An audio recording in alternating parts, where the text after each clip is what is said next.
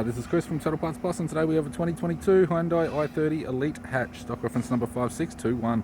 This shape runs from the 3rd month 2017 and is the current shape. It has a G4NC 2-litre 4-cylinder petrol engine backed by an automatic front-wheel drive transmission.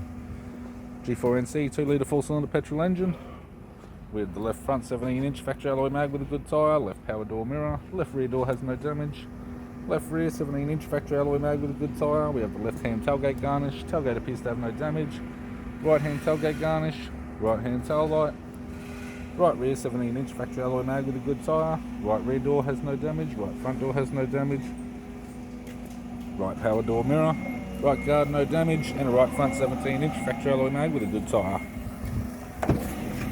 We have the driver's side door trim, power window master switch. This vehicle is fitted with black leather interior, automatic type console, automatic gear shifter, climate control, heater control, sat nav display screen, interior mirror, courtesy lamp, left hand sun visor, right hand sun visor, instrument cluster, and a tidy 3-spoke leather steering wheel with cruise audio and phone buttons.